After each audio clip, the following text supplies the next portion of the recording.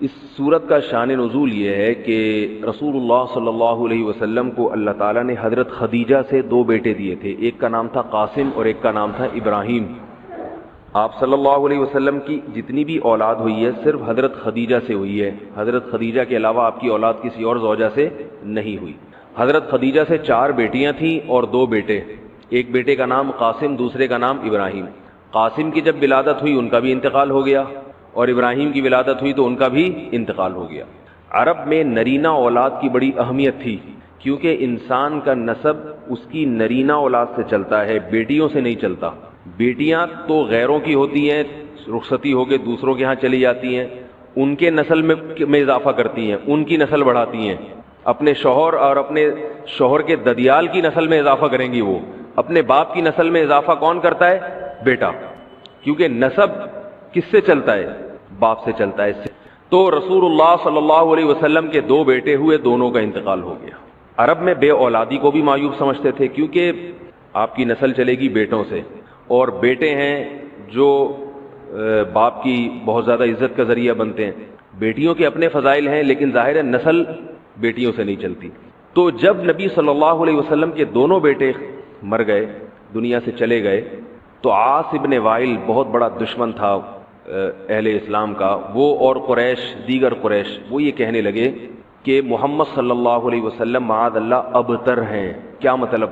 ان کی نسل ختم، اور ان کا نام لینے والا ان کے بعد دنیا میں کوئی نہیں ہوگا، کیونکہ بیٹے ہی نہیں ہیں، تو یاد کون رکھے گا؟ اولاد ہی نہیں ہے، باپ دادا کے نام کون لے گا؟ اولاد تو ہے ہی نہیں، بیٹیاں ہیں۔ سمجھ رہے بات کو؟ آپ صلی اللہ علیہ وسلم کو اس طعنے سے تکلیف ہوتی تھی، تو اس پر یہ صورت نازل ہوئی کہ اے نبی، آپ کا ذکر ختم نہیں ہوگا، آپ کی روحانی اولاد بہت ہوگی۔ باقی اللہ نے آپ کو بیٹا کیوں نہیں دیا، یہ دیا تو اٹھا کیوں لیا، اس کی حکمت ایک اور مقام پہ بیان کی گئی ہے، وہ میں بتاتا ہوں آپ کو بعد میں۔ لیکن بتایا گیا کہ اے نبی، آپ کا ذکر ختم نہیں ہوگا، بلکہ یہ جو کہہ رہے ہیں نا کہ آپ کو خیر نہیں ملی، ابتر اسے کہتے ہیں جس کے نسل میں یا جس کو، کیونکہ جس کی اولاد نہیں ہے نا اس کو یہ سمجھا جاتا ہے، اور حقیقت بھی ایسے ہی ہے کہ بہت بڑی خیر سے محروم ہو گیا، وہ بڑھاپے میں خدمت کے لیے نہیں ہے، کاروبار سنبھالنے کے لیے کوئی نہیں ہے، دین کے مشن کو آگے لینے کے لیے، چلانے کے لیے نہیں ہوگا، اور تذکرہ نسل میں نہیں ہو سکے گا، تو یہ ساری بھلائیوں سے انسان محروم ہو جاتا ہے۔ تو نبی کو تسلی دی گئی، انا اعطینا الکوثر، اے نبی ہم نے آپ کو خیر کوثر کہتے ہیں خیر کثیر کو، بہت زیادہ بھلائیاں ہم نے آپ کو عطا کر دی ہیں۔ کوثر سے نہر کوثر تو ہے، لیکن کوثر کا جو لغوی مطلب ہے، ڈکشنری میں جو مطلب ہے وہ کیا ہے؟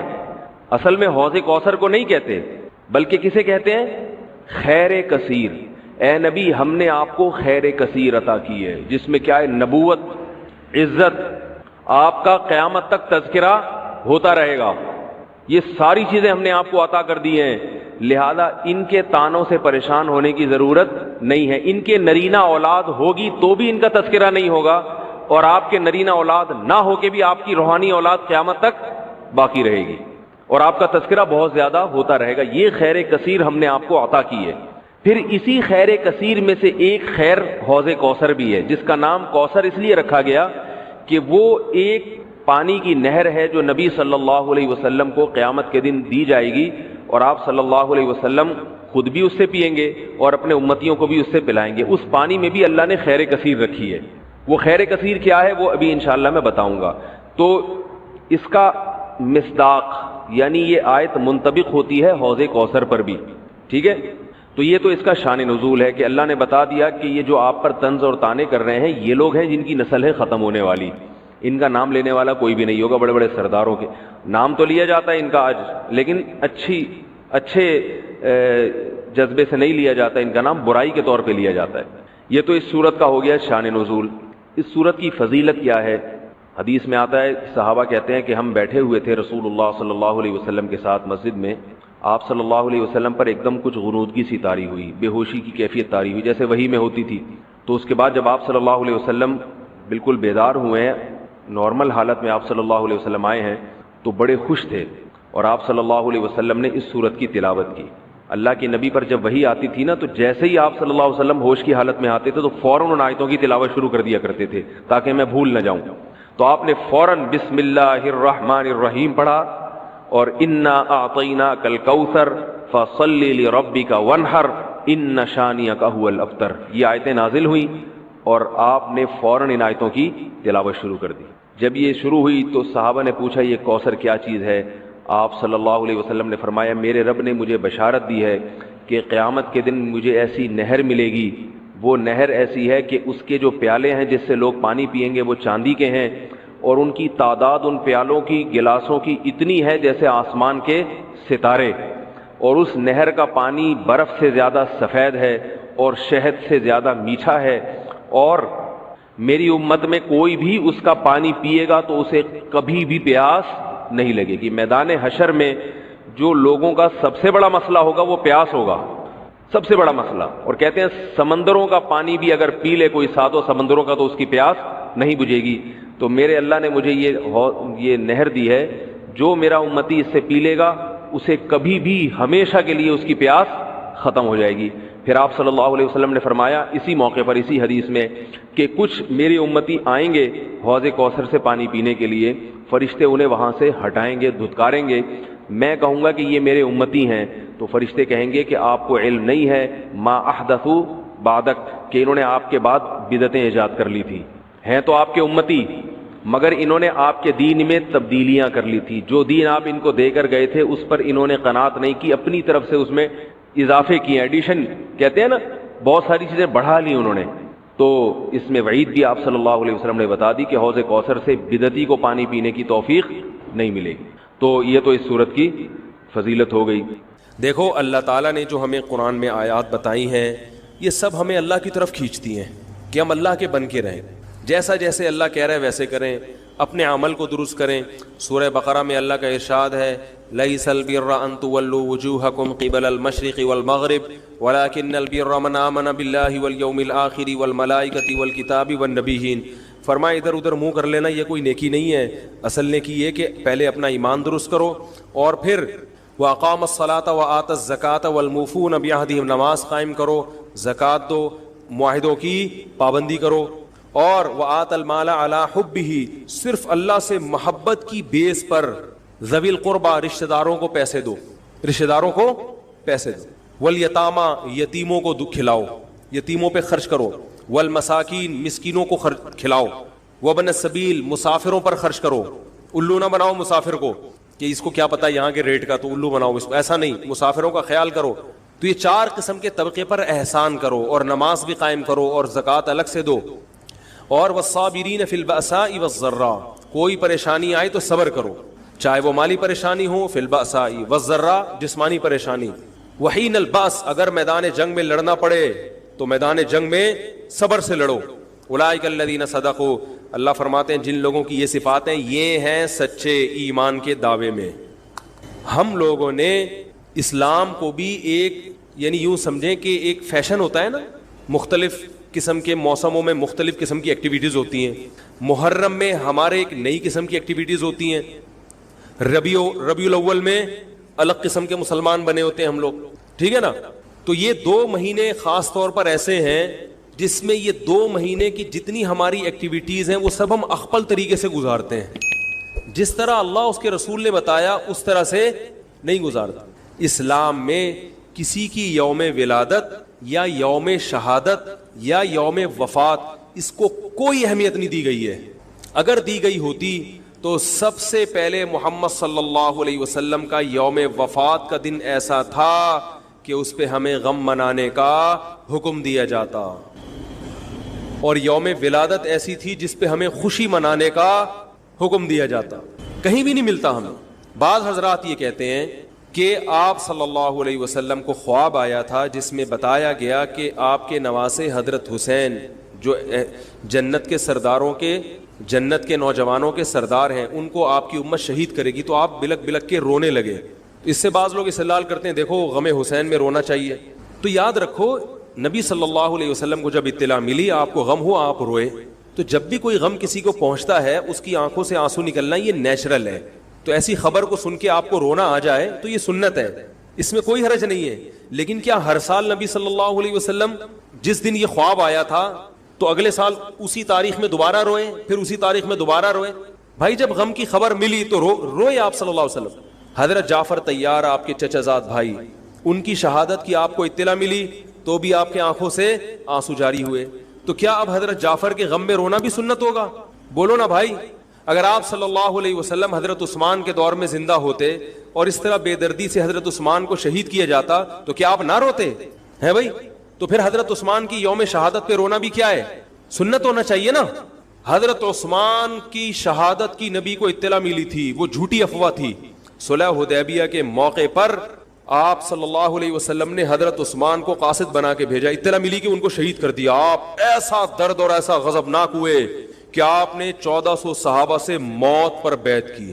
تو جب آپ کو سچی مچی کی اطلاع ملتی کہ واقعی ابھی تو افواہ تھی, یقین نہیں تھا, جب آپ صلی اللہ علیہ وسلم کو حقیقت میں اطلاع ملتی کہ آپ شہید ہو گئے تو کیا آپ نہ روتے؟ آپ صلی اللہ علیہ وسلم کو اپنی نواسی آپ کی گود میں تھی, اس کا انتقال ہوا, آپ کی آنکھوں سے آنسو جاری ہوئے. صحابہ نے کہا یا رسول اللہ آپ تو ہمیں صبر کی تلقین کرتے ہیں, آج آپ رو رہے ہیں. تو فرمائیے اللہ کی رحمت ہے, یہ تو اللہ کی رحمت ہے بھائی, اولاد ہے میری. تو کیا جب حضرت وہ جو آپ صلی اللہ علیہ وسلم کی نواسی کا انتقال کی تاریخ آئے گی تو ہم سب روئیں گے بیٹھ کے؟ بولو نا بھائی. تو کہاں کی کہاں لگا دیتے ہیں. دیکھو ہر بدعت کو جائز کرنے کے لیے نا کچھ دلیل ہر ایک کو مل جاتی ہے. تو میں بار بار کہتا ہوں جو شیعہ حضرات ہیں ان کا مسلک ہے, وہ تو صحابہ کو نہیں مانتے, تو ان کا جو مسلک ہے ان کو کرنے دیں, ان کے کام میں ٹانگ نہ اڑائیں, نہ ان سے بحث کریں, نہ ان کے کام میں ٹانگ اڑائیں.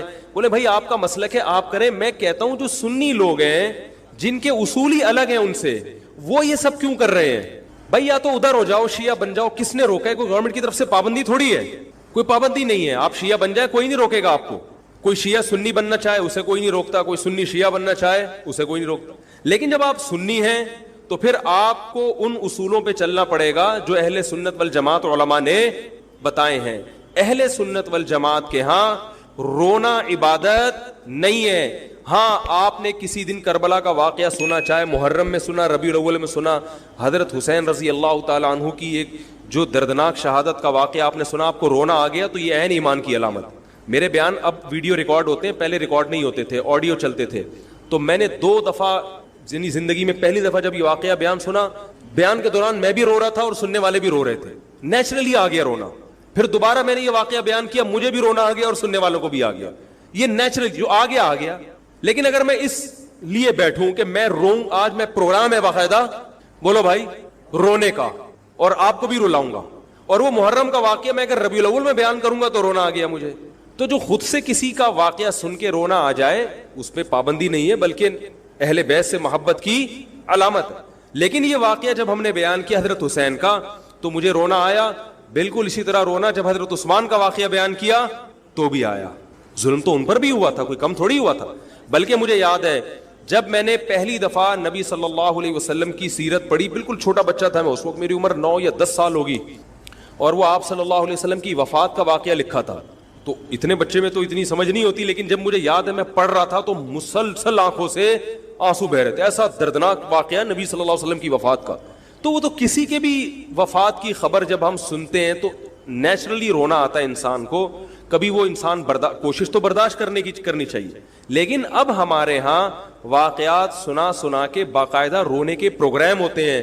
یہ اسلام کی تعلیمات نہیں ہے, یہ اسلام کی تعلیمات نہیں ہے, کیونکہ اسلام میں صبر کا حکم ہے. جو خود سے رونا آ جائے نا انسان کو تو وہ ایک نیچرلی ہے. اور کربلا کا واقعہ صرف اس نیت سے بیان کرنا کہ تاکہ میں بھی روؤں آپ بھی رو, یہ غلط ہے. یہ اہل سنت والجماعت کے ہاں یہ اسلامی تعلیمات کے منافی ہے. سمجھ میں آ رہی ہے بات کہ نہیں آ رہی؟ اور کسی مخصوص دن کے ساتھ تو ویسے بھی خاص نہیں ہے. اور ویسے بھی شریعت میں صحیح بخاری مسلم کی حدیث ہے, آپ صلی اللہ علیہ وسلم نے نوحہ کرنے والی عورتوں پہ لعنت, نیاحہ کہتے ہیں چیخنا چلانا. آپ کو پتہ ہے زمانے جاہلیت میں جب کسی کی میت ہوتی تھی تو باقاعدہ پیسے دے کے عورتوں کو رلوایا جاتا تھا, پیسے دے کے. آج بھی بہت جگہوں پہ یہ ہو رہا ہے, پیسے دے کے رلوایا جاتا ہے. تو نبی نے تو ان عورتوں پہ لعنت کی جو فری میں روتی ہیں, پیسے دے کے نہیں, جو فری میں میت پہ روتی ہیں. اور چیخ چلا کے رونا تو ویسے ہی حرام ہے اسلام میں. میت پہ جب بھی نبی صلی اللہ علیہ وسلم روئے ہیں آپ کی آنکھوں سے آنسو, بس چیخ چلا کے نہیں روئے ہیں. حضرت جعفر طیار بھی تو اہل بیت میں سے تھے. جب شہید ہوتے ہیں آپ کی 4 جوان بیویاں بیوہ ہوتے ہیں, چھوٹے چھوٹے بچے یتیم ہو جاتے ہیں, تو ان کی بیویاں جب روتی ہیں تو گھر سے باہر آواز آتی ہے. آپ نے پہلی دفعہ سمجھایا جا کے کہ ان سے بولو اپنی آوازوں کو پس کرو. جب دوبارہ تو آپ نے فرمایا منہ پہ خاک پھینک دو جا کے. حالانکہ ان کا جو رشتہ حضرت جعفر طیار سے تھا وہ ہمارا نہیں ہے, ہم تو بہت دور کے ہیں. اہل بیت سے جو جتنا ان کی بیویوں کا رشتہ ہے اتنا تو ہمارا نہیں ہے نا. ان کو چیخ کے رونے کی اجازت نہیں دی. اور آج ہمارے ہاں کیسے ہوتا ہے, ہا ہا ہو چیخ رہے ہیں, پیٹ رہے ہیں. گریبان چاک کرنا اسلام میں حرام ہے روتے ہوئے. گریبان چاک کرنا اس پہ لعنت ہے نبی صلی اللہ علیہ وسلم کی. تو آج گریبان بھی چاک ہو رہا ہے, رو بھی رہے ہیں, پیٹ بھی رہے ہیں. تو بھائی وہ شیعہ حضرات کا ایک مسلک ہے, ان کی رائے ہے, ان کو ان کی رائے پہ چلنے دو. آپ جو اہل سنت والجماعت کو فالو کرتے ہو تو یا تو ادھر ہو جاؤ یا ادھر ہو جاؤ, درمیان میلہ لٹکو. درمیانی آدمی کہیں کبھی نہیں ہوتا. درمیان کی جو جنس ہے وہ کہیں کی ہوتی ہے. وہ بیچارہ نہ مرد سے شادی کر سکتا ہے نہ عورت سے. وہ کہتا ہے یا اللہ اگر مجھے آپشن دیتا یا تو ادھر کر دیتا, یا وہ تو ایک اللہ نے آزمائش بنا دی اس کو بیچارے کو. وہ آزمائش ہے, اسی آزمائش پہ اس کو قیامت کے دن اجر ملے گا. لیکن اپنے اختیار سے انسان بیچ کا بننے کی کوشش کرے یہ ٹھیک نہیں ہوتا. اپنے اختیار سے یا تو شیعہ بن جاؤ یا پورے سنی بن جاؤ. تو اہل سنت حدیث کی کتابوں کو فالو کرتے ہیں, اور جو ہماری بخاری مسلم ہے شیعہ حضرات نہیں مانتے ان کتابوں کو, وہ نہیں فالو کرتے ان کو. تو ہم تو ان کو فالو کرتے ہیں. اگر آپ کہتے ہو میں نہیں مانتا ان حدیثوں کو تو پھر بہت ساری چیزیں اور بھی ہیں وہ بھی چھوڑ دو. پھر آپ سمجھ میں آ رہی ہے بات, پھر وہ بھی چھوڑ دو. تو ہم تو ان کتابوں کو فالو کرتے ہیں. ہمارے نبی صلی اللہ علیہ وسلم کے حکام ہیں میت پہ رونا پیٹنا منع. جب حضرت حسین رضی اللہ تعالی عنہ کا قتل ہوا ہے کربلا میں, اور یقیناً یہ بہت بڑا بدترین ظلم تھا تاریخ کا, تو حضرت جو آپ کے اہل بیت جو باقی بچ گئے تھے ان کا کیا ری ایکشن تھا, جو صحیح اسناد سے جو چیزیں ثابت ہیں ان کا کیا ری ایکٹ تھا. کیا امام زین العابدین نے اس طرح سے نوحے کیے تھے کہ آپ نے سینوں کو پیٹا تھا؟ انہوں نے صبر کیا تھا انہوں نے. اور یہی اہل بیت کی شان تھی. تبھی تو قرآن کے الفاظ کیا ہیں کہ نیکی صرف یہ نہیں ادھر ادھر منہ کر کے نمازیں پڑھ لو, بلکہ والصابرین فی البأساء, جو پریشانیوں کے وقت کیا کرتے ہیں, صبر. تو ہماری نظر میں حضرت حسین کا قتل بھی ایک بہت بڑی ٹینشن, بہت بڑی پریشانی, مگر اس پر ہمیں صبر کا حکم ہے. اگر ہمارے اندر انتقام کی طاقت ہوتی تو انتقام لے لیتے. ہم جو بھی قاتلان حسین تھے ہمیں پتہ چلتا کہ یہ ہے, ہم انتقام لیتے ان سے. اگر انتقام نہیں لے, وہ تو چلے گئے دنیا سے اپنے ٹھکانوں کو, جس نے جہنم رسید ہونا تھا وہ تو جہنم رسید ہو چکا ہے. اور اللہ نے حضرت حسین رضی اللہ تعالی عنہ کو شہادت کی برکت سے جنت کے جوانوں کا سردار بنا دیا ہے. تو جس کا جو ٹھکانہ تھا, جس ملعون نے جہاں جانا تھا وہ چلا گیا. اب قرآن کیا کہہ رہا ہے, تلک امۃ قد خلت. جہاں بھی قرآن ایسے واقعات بیان کرتے ہیں, یہ قوم تھی جو گزر گئی. لہا ما کسبت, جس نے جو کیا اس کا بدلہ ملے گا. ولکم ما کسبتم, اب تمہارے اعمال اللہ دیکھے گا. اعمال کا مطلب دیکھے گا جن چیزوں کو اللہ نے حلال کیا تم اس پر عمل کرتے ہو, جن چیزوں کو حرام قرار دیا اس سے بچتے ہو کہ نہیں بچتے, یہ چیزیں دیکھی جائیں گی. تو محرم کے ایک الگ, ہمیں محرم نبی صلی اللہ علیہ وسلم کی زندگی میں ہمیشہ آیا ہے, اس میں کیا احکام ہے. محرم میں آپ نے نکاح بھی کیا ہے. محرم منحوس نہیں ہے. محرم تو اشہر حرم میں سے ہے, برکت والا مہینہ ہے. اس میں جو کام کیا جائے گا اس میں برکت ہوگی. اس میں شادی بیاہ کریں گے اس میں انشاءاللہ برکت ہوگی.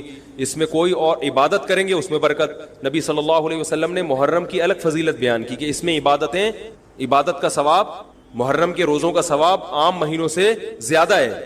تو یہ سب ہماری شریعت کی تعلیمات ہیں. تو ہمیں ایک طرف ہو جانا چاہیے, ہمیں اسی کو فالو کرنا چاہیے. ہاں یہ وہ دور نہیں ہے کہ آپ دوسروں پہ جا کے انگلیاں اٹھائیں, تم یہ کیوں کر رہے ہو, یہ کیوں, بس چھوڑ دو اس کو. جو جب اس کو سمجھ میں آئے گی تو آ جائے گا, نہیں آئے گی تو 73 فرقے ہیں نا, تو یہ آپ تھوڑی ختم کرو گے, یہ حضرت عیسیٰ علیہ السلام آ کے ختم کریں گے. تو جو کام عیسیٰ علیہ السلام کا ہے وہ خود کرنے کی کوشش بولو بھائی مت کرو. آپ دیکھو کہ ان میں جو صحیح ہے اس کو فالو کرو. باقی بھائی جیسا کر رہے ہو, ہمارے پاس نہ کوئی پولیس ہے نہ کوئی پاور ہے. پولیس بھی ہوتی تو بھی کچھ نہیں کرتی. ہم اگر پولیس میں ہوتے تو کیا کر لیتے. فساد ہوتا ہے ان چیزوں سے. افغانستان میں جب طالبان کی حکومت تھی, تو بھائی کون سی والی گھڑی صحیح ہے, میری گھڑی میں تو کیا ٹائم ہو رہا ہے, کبھی آگے چلیے.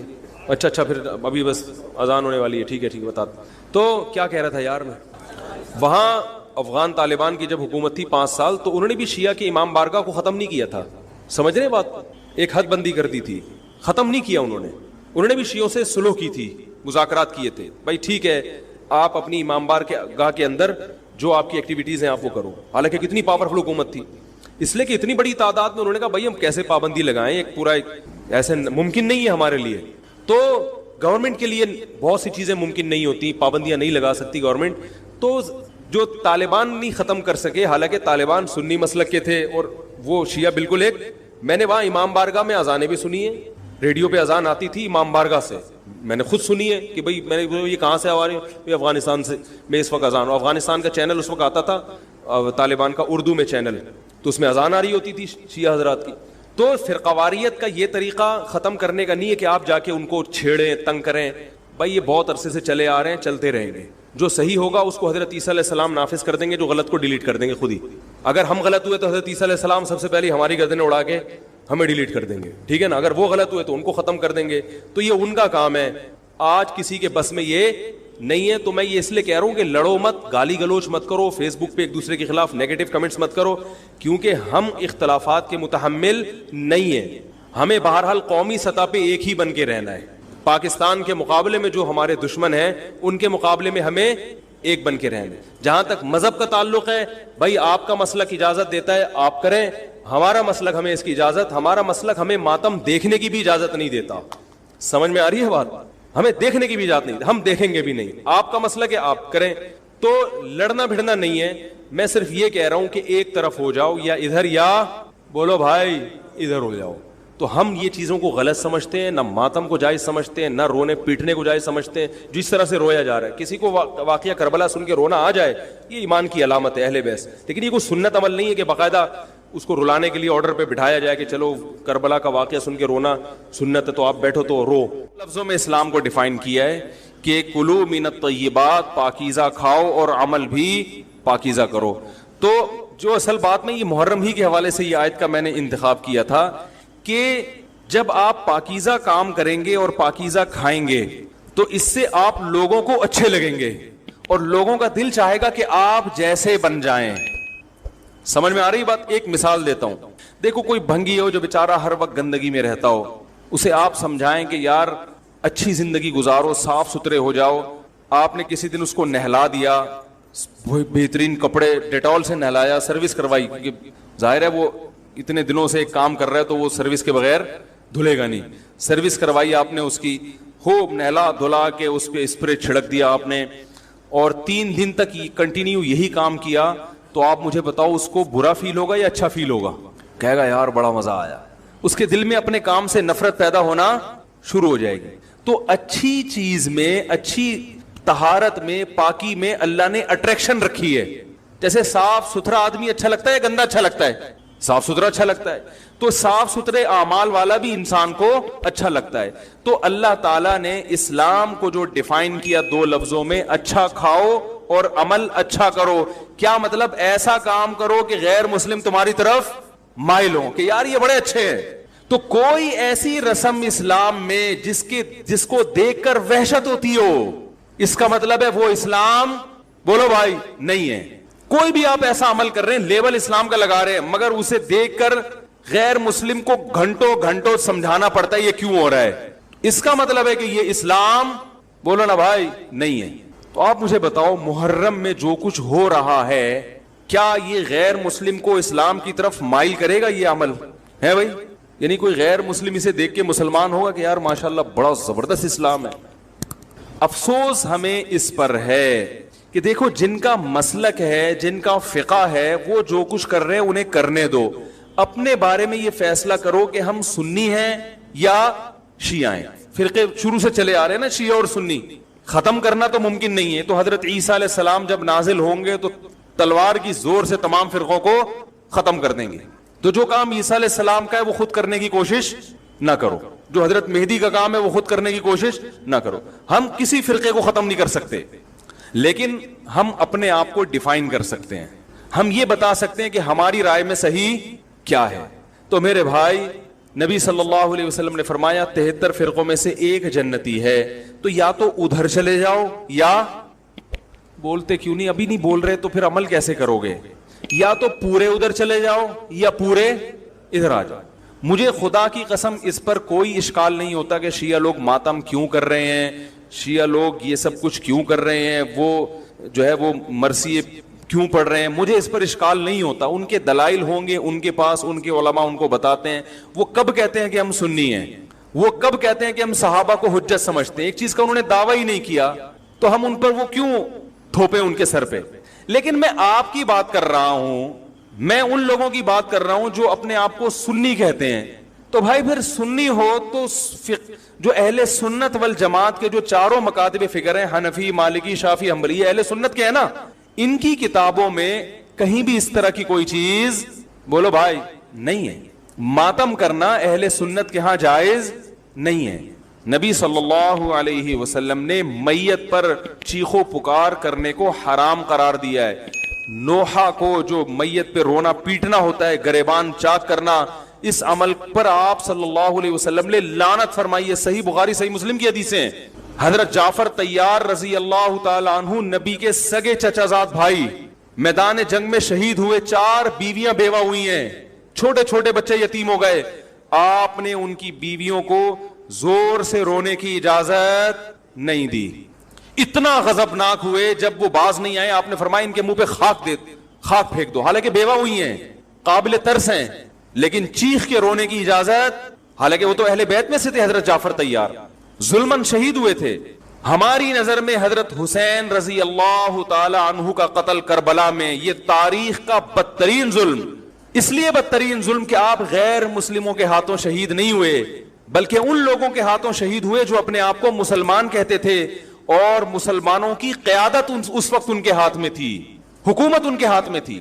لیکن اس ظلم پہ اہل سنت والجماعت کے ہاں جو سنی ہیں, ان کے چاروں مکاتب فکر کے ہاں نہ رونے پیٹنے کی اجازت, نہ نوحہ کرنے کی اجازت, اور نہ میرے بھائی ماتم کرنے کی اجازت. میرے بھائی آپ لوگ اللہ کا واسطہ محرم میں مرثیے نہ لگائیں. ہر گاڑی میں کوئی نوحہ چل رہا ہے, کوئی شیعہ ہے تو ٹھیک ہے وہ کرے, سنیوں پہ یہ کام زیب نہیں دیتا, کیونکہ یہ منافقت ہے. پتہ ہی نہیں چل رہا آپ ادھر ہو یا آپ ادھر ہو, آپ کا مسلک کہیں نہیں پتا چل رہا. ہمیں ایک مسلک کو فالو کرو. ہمارے ہاں محرم منحوس مہینہ نہیں ہے, ہمارے ہاں محترم مہینہ ہے, مبارک مہینہ ہے. امہات المومنین میں سے بعض کی اس مہینے میں شادی ہوئی ہے. ہم شہادت کو نحوست نہیں سمجھتے. 10 محرم پہلے سے مبارک تھا, حضرت حسین کی شہادت کی وجہ سے اور مبارک بن گیا, منحوس نہیں بنا. شہادت مبارک عمل ہے, منحوس نہیں ہے. ہم اس مہینے میں کالے کپڑے نہیں پہنیں گے, ہم اس مہینے میں خوشیاں منانے کو جائز سمجھتے ہیں. لوگ کہتے ہیں ان کو حسین سے محبت نہیں ہے. محبت کا جو طریقہ حسین نے بتایا اس طریقے پہ عمل کرنا حسین سے محبت ہے. جو طریقہ حسین سے ثابت نہیں ہے اس طریقے پہ محرم کو منانا یہ محبت کا طریقہ ہماری رائے میں نہیں ہے. سمجھ میں آ رہی ہے بات کہ نہیں آ رہی ہے؟ اور ایک میں وضاحت کر کے بیان کو ختم کروں. بھائی یہ کوشش کریں گے نا اس کی, محرم نہ منحوس مہینہ ہے, نہ اس میں بلائیں نازل ہوتی ہیں, اس میں خوشیاں منانا بھی جائز ہے, اس میں نکاح کرنا شادی کرنا بھی درست ہے. یہ جو مشہور ہے محرم کی شادی ناکام ہوتی ہے 100% غلط ہے. جو شیعہ حضرات ہیں وہ بچیں اس سے. ہمارے ہاں یہ بالکل اس کی اجازت ہے, آپ محرم میں نکاح بھی کریں, محرم میں آپ اپنے بچوں کا عقیقہ بھی کریں, آپ اس جو ہے جو بھی خوشیاں ہیں آپ اس کی کریں, تاکہ اسلام کا جو رخ ہے نا, اسلام میں کوئی مہینہ منحوس نہیں ہے, تاکہ غیر مسلموں کے سامنے کم از کم ہماری طرف سے جو اسلام پیش ہو وہ یہ والا ہو, ان کی طرف سے وہ والا ہو.